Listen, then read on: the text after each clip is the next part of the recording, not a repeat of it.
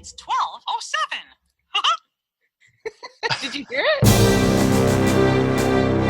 Meet the Pressers with Matt Mallory and Clint Macro. Brought to you by Public Safety and Education and the Trigger Pressers Union. And now, your hosts.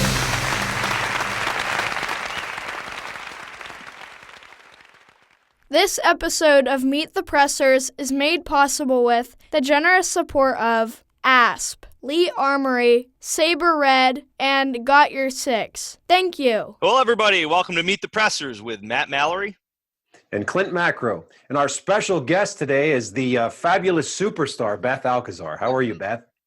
I'm awesome. Thanks for the intro.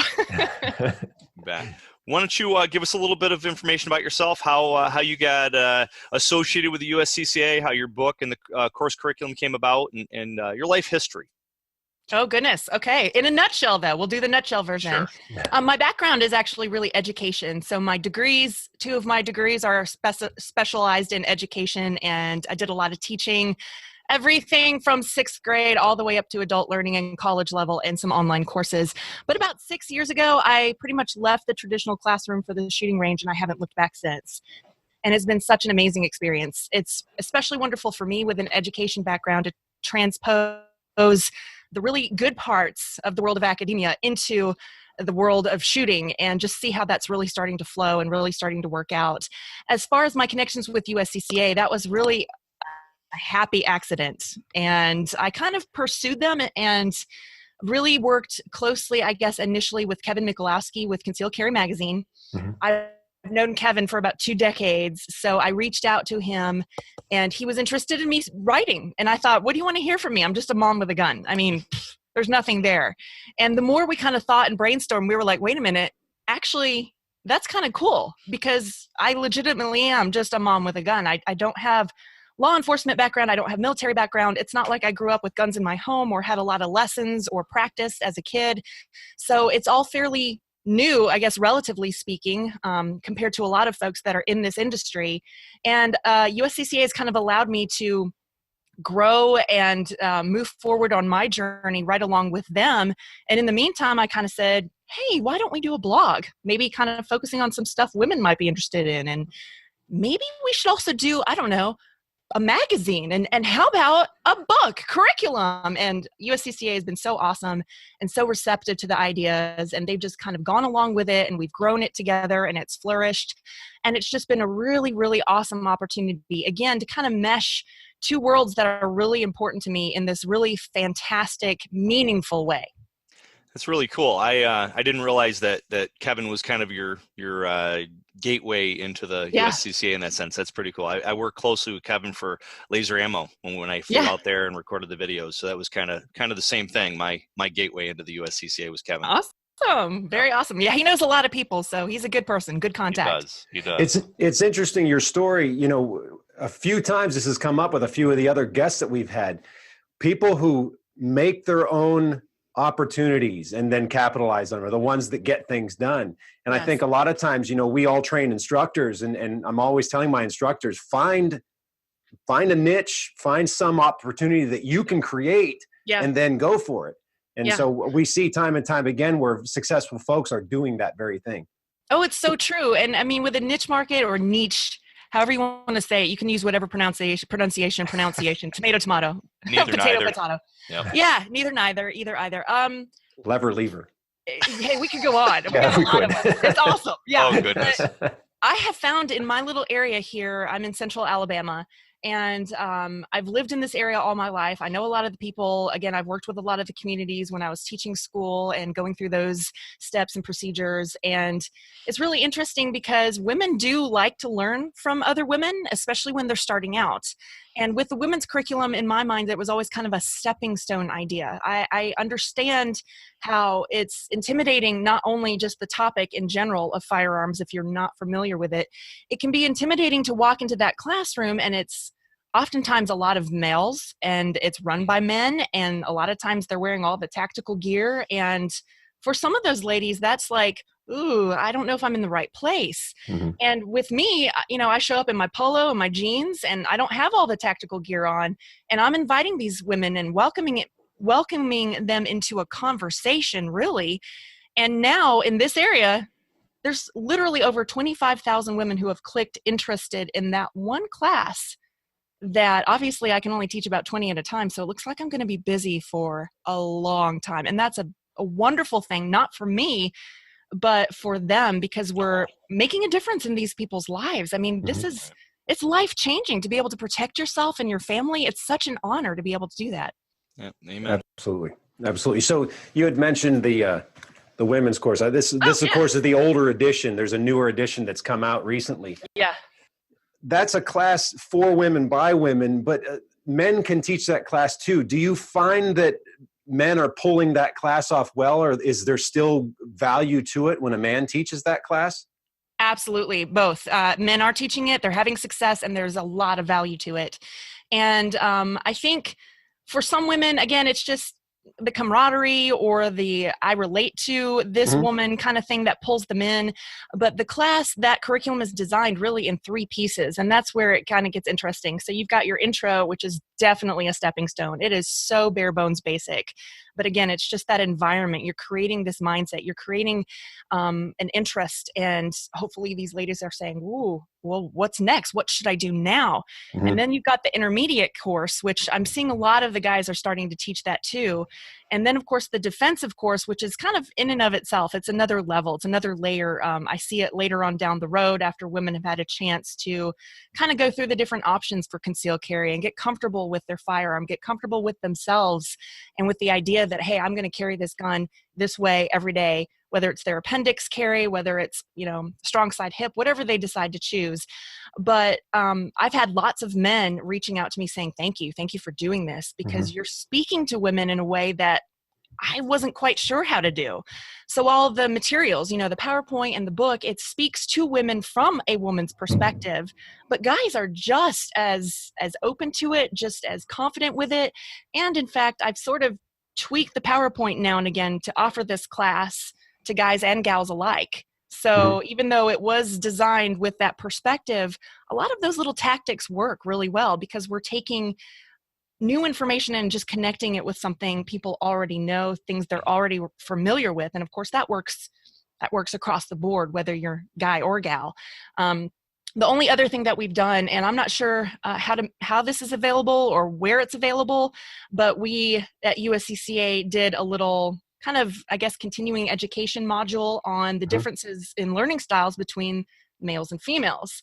So for those who are really interested in this class, especially from a guy's perspective, that would be a super place to start, just so you can get really confident with the research that's out there as far as not just adult learning, but there are some real divisions between the sexes. The way that we communicate verbally and non-verbally, to pick up on those cues is going to be ideal for people to be more successful, I think. Yeah, that's absolutely. Men are Mars, women Venus, right? Yep. Sure. There's definite truth to that. Absolutely. Yeah, people learn in different ways, and some people, don't realize that men and women learn in different ways in their own right. So that's and it's not meant to patronize or belittle or make anyone feel uncomfortable. It's just, slightly different. It's a slightly different environment, slightly different feel, and sometimes that makes all the difference. Really. Definitely. Yeah, I have a lot of women that'll come to me for training, and their husbands could train them, but they just they just don't want to get trained by their husband, and I've had them where the husband's been there trying to be in the class teaching too, or the one-on-one lesson or whatever, and I just got to say, are we co-teaching, or I mean, how are we doing this? And they just don't want to let go, and rightfully so. I teach my wife, but I'm sure she could probably get more from somebody else other than me. Well, and it depends on the situation, depends on the context, depends on the curriculum, and depends on the relationship too. I mean, some women feel really intimidated with their husbands around, and that's not a good step taking into the classroom, that kind of are already a little fear of maybe not doing it right or saying something wrong or whatever. So, if we can eliminate those things and just focus on the good and allow those positives to come to light, we're just going to have, I think, a more effective and successful class across the board. Most My husband, of course, Sean, he'll teach this class with me, and he's fantastic. He loves it. He does a great job. But then he'll dive right into, defensive shooting fundamentals the next day. It's very easy to do that if you're confident and comfortable with the material itself. So yeah, I met him at the expo for the first time, so that was it was pretty neat to meet him there. I think we talked about that. Yeah. He's a pretty ninja-like shooter too. He's pretty yeah, he's pretty impressive. Saying that, Clint. Yeah. So out of all the courses that you've taken and that you've taught, which would be your favorite? Oh, that's an impossible, I think, question for me to answer. But I would like to say that one class that kind of stood out as maybe a life changer or a thought changer, believe it or not, was a Sig Sauer instructor course that I took kind of more early on in my career. And I kind of had it locked in my mind that, firearms had to be this way and it had to be taught this way. And everyone was kind of telling me that too. They were like, for the first 5 minutes, you talk about this subject. And then the next minute you talk about this subject. And I was really not liking that, really felt uncomfortable. So I felt like this class kind of deconstructed everything I thought I knew of teaching firearms. And it kind of allowed me to be more open to the ideas I already felt confident and comfortable with as far as just teaching skills. So their simple is good philosophy was super important for me to hear at that time in my career so that I could grow and I could take more classes. And, I know between the three of us, we've taken and taught a lot of classes, and there's so many different instructors, so much different curriculum, and sometimes the curriculum or the ideas are almost contradictory. Yep. So it's very important to be able to sit back and think for yourself and go through data and research and, information that's out there and make it connect to you so you can legitimately accept it and teach it or move on. So that was kind of not the best class necessarily, but a really thought-changing, life-changing moment for me. Yeah, best situation. Yeah, that's a neat idea. So that further, is there a specific mentor? I mean, obviously Kevin's a huge mentor for you. Is there a mentor, speaking of Kevin, or others that in the industry that you look up to, that you go to for more training or for more mentorship in the instructor and or shooting side of the realm? I think George Harris, who obviously was one of the founders of SIG Academy, he stands out to me because I even met him before I took that SIG class. Before I knew anything of what they were teaching, what they were training, he and I had some really awesome discussions about education, about learning, about how things really can boil down to be very simple. And it's just, once you boil it down to the simple, you can figure out the next steps to connect it to everybody. And that was just so breathtaking and so eye-opening and so important to me. So I have looked to him for a lot of things. I mean, just as a friend, as a mentor, and, I can't say he and I agree on everything either. I mean, I think that's the nature of it, but I feel like I can look up to him as a guide, as a mentor, as a voice of reason, as someone who's been there, done that, seen it, maybe experienced it. And that helps me make better decisions moving forward, Very cool. Very neat. So before we started recording, we had talked about, we were talking about a blog that you put out. It was one I particularly found enjoyable to read. And essentially it was talking about a woman who had written an article that, correct me if I'm wrong, basically stated that if you're around firearms, it's going to make you turn into this horrible, evil person. Is that a fair way to describe it? That is fair. There was a professor of anthropology from Dartmouth, I believe, and she basically said those things. She said that firearms are basically evil and violent, terrible things. And if you're in a room with a firearm or, God forbid, touch one, you're going to be influenced by that. And for me, I mean, I just couldn't help but think, am I reading something from Harry Potter? Is this a Horcrux? Is this, some kind of element from, I don't know, Dungeons and Dragons or something? Because, I mean, I don't believe that at all. I'm the complete opposite. I feel like it's an inanimate object. It holds nothing as far as being evil or good until I wield that object, until I use it for something, basically. It doesn't affect me positively or negatively. And I was just so floored by her belief system with that. But unfortunately, I think that's kind of infiltrated really a lot of our culture. A lot of people automatically associate firearm with bad, with evil, with violence. And that's really sad. I think we need to continue to work to change that perception. And, it's okay to admit that shooting is fun, recreational, competitive shooting practice. It can be therapeutic and enjoyable, and that's okay. I hate that people have made it into this taboo and that an article like this exists, because firearms have no supernatural powers whatsoever. I promise, they just don't. Yeah, I'm glad that you put that article out, because a lot of times people who aren't, I'll say, quote, gun people, they hear things like that and that buries in their subconscious. So a lot of, you talked earlier about some of the students coming to class, they have a little bit of fear or something. A lot of that is due to inhibitions created by this false narrative that's put out there in the media, especially. I just wanted to bring this up real quickly here. I got 2 safety things, right? And these were actually given out by the local fire department. And it's interesting. Let's see. It says here, every year, thousands of children are killed or injured in incidents involving adult handguns. Okay, so this is where half-truth is put out there. If you study the stats on this, the vast majority of those are gang-related people who are under the age of 18 and gang-related violent criminal activities. But yet they put this out here and they can say, well, that's true because, these kids are all killed. Well, that's a half-truth. Yeah. And so a lot of times people that don't take the time to research that, or they just, we're in a culture of here's the soundbite, let's move on to the next soundbite. That's what they take away as fact. Yeah, exactly. We talked earlier about, what's AR stand for, and that's some more of that. So I really liked your article and how it brought that to light. And those of us who are, again, I like to say gun people, whatever that means, we're folks that have taken on the responsibility of arming ourselves and becoming our own family first responder. We see through that stuff, but the vast majority of people maybe haven't. So I think we also need to keep that in the back of our head. And whenever we have that conversation at the grocery store with the person in the checkout line, try to educate them there as well as we do on the range and in the classroom. Well, perfect. Exactly. And that's why being a mom with a gun, quote unquote, just a mom with a gun is not a bad thing, because I get to have those conversations all the time. Mm-hmm. My son, in fact, I think it was the year before last, so it might have been second grade. He was sitting at lunch and one of his friend's moms had come to eat with them because, when they're little kids, you can still go eat with them and they're not totally embarrassed by your presence. So the mom had asked my son, what does your mom do for a living? What does she do? Does she stay at home? And my son was like, well, yeah, because I do work from home a lot. I'm blessed to be able to be a remote kind of person and, have my office at my house most of the time. And she questioned him further. So she's just a stay-at-home mom? Is that her job? That's what she does? And my son was like, no, she teaches people to be safe with guns. And those were his words. And I had never, prompted him, taught him, or, I guess quizzed him on what to say should anyone ever ask.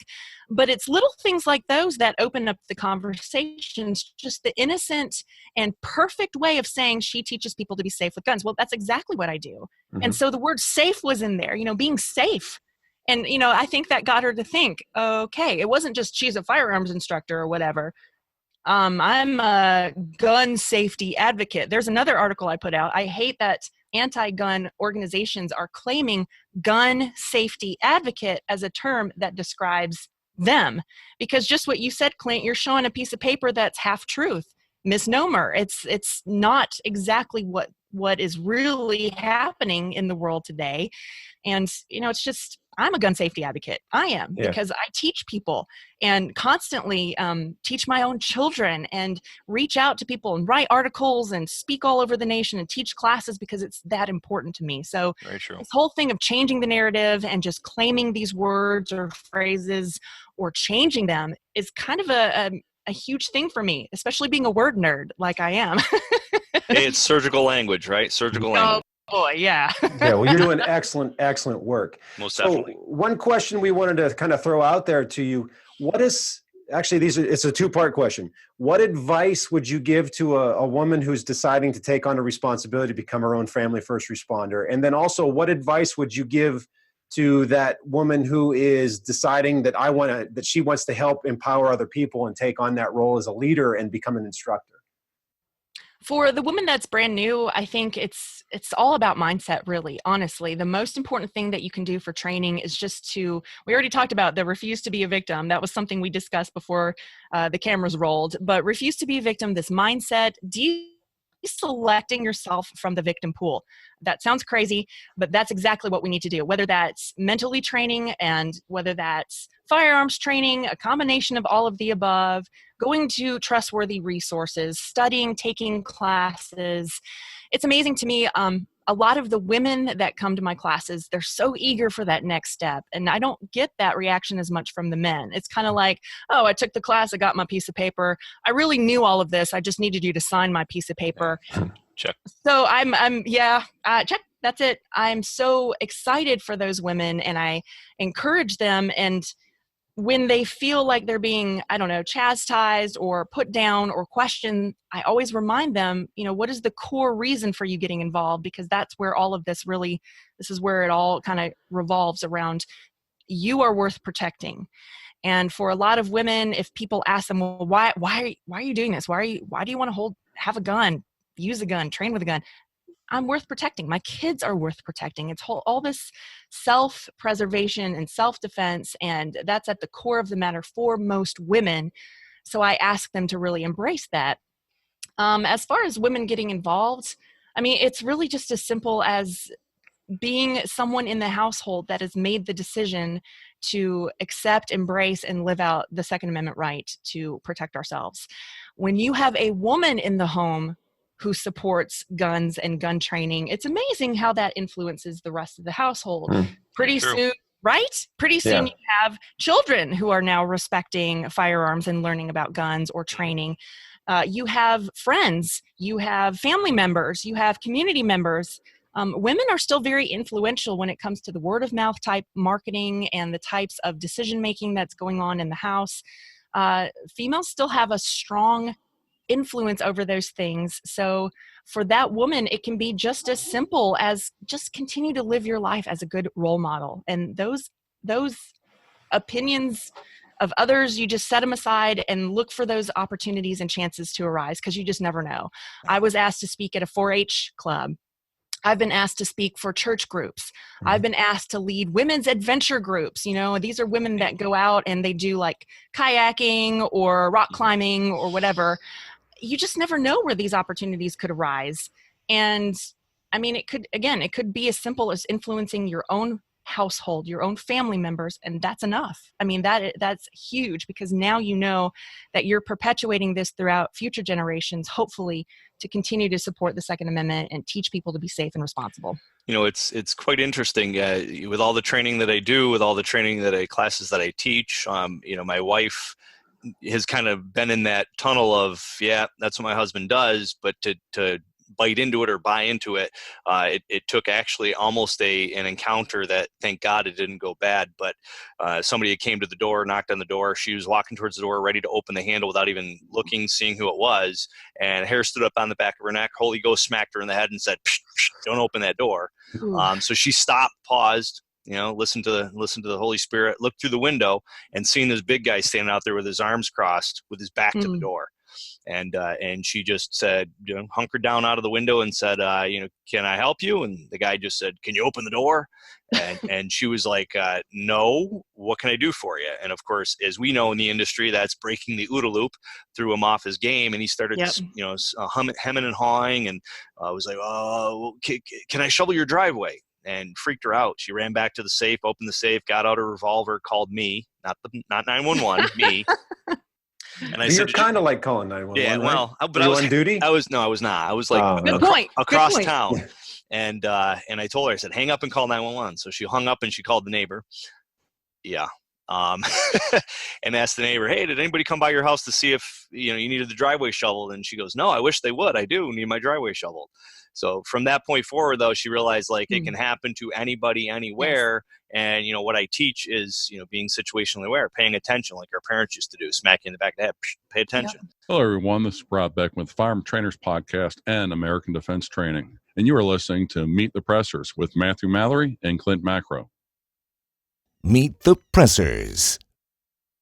So Beth, I know you're very involved politically and you're an advocate for the Second Amendment. Would you talk about maybe anything going on politically, legislatively in Alabama? And another layer of complexity to this question would be, are there any organizations in Alabama that folks that live there should support and be involved with so that they can stay on top of legislation, but also get things done in the state? I am the Alabama delegate for the DC Project. DC Project is basically a grassroots organization started, I want to say 4 or 5 years ago by Di Mueller, who's very well known in the industry as being a world champion competitive shooter. She also worked in law enforcement for a long time. She really just wanted a way to connect better with representatives and not only to have more time face to face with these representatives, but let them know that this is the changing face of the Second Amendment. There's still that kind of stereotype out there that maybe it's just the old, white redneck even, or it's mostly male, whatever, there's still this kind of mentality that exists. So it's really awesome to be able to walk into representatives' offices, whether senators or congressmen or women, and basically say, hey, we're here because we support the Second Amendment and we're watching you and we want you to vote in favor of things that are going to support our right to protect ourselves.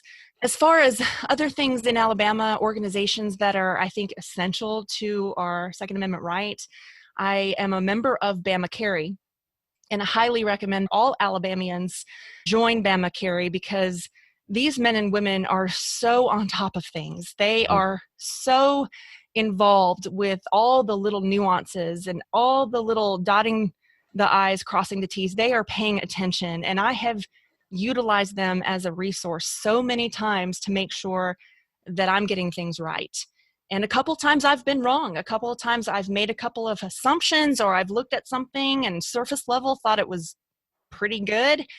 And I've been schooled by my fellow BamaCarry members who have said, no, we need to dig deeper. We need to look at this. So they're a great institution, great organization. I mean, membership is like $20 a year or something, pennies, nothing. It's absolutely nothing to be able to support such a great body of men and women. People trying to get involved in anything with BamaCarry, how do they reach out to them? How do they learn more about you? How do they reach out to you for courses that you teach, appearances that you're going to be in, book signings, all that good stuff?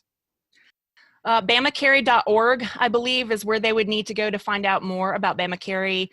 You can also, of course, find BamaCarry, the organization, and all the different chapters on Facebook. So if you're looking for like a Shelby County or a Tuscaloosa or whatever, you can find all that. Same with the DC Project. You can find DC Project online and through Facebook. You can kind of see what we're up to, different events, fundraising events, things like that. And with me, with the USCCA, you can easily just go to our website at uscca.com. You can also find me on Facebook. I actually have a Beth Alcazar page that we run through the USCCA, but I also have my Pacifiers and Peacemakers with Beth Alcazar that I run myself that gives more information about classes locally that I would be teaching or other events that I'm going to, speaking events, book signings. That's kind of weird, but anything else like that would be found there. Awesome. Well, it's definitely been a pleasure. Always a pleasure to see you at the shows, to talk to you, catch up, to teach with you at the different courses for the USCCA across the country. So definitely. Yeah, I would like to say too, before we break off and call it a day, you were pivotal in the new redux of the USCCA CCHDF instructor development course. And I want to say the additions that you added to it made it so much better.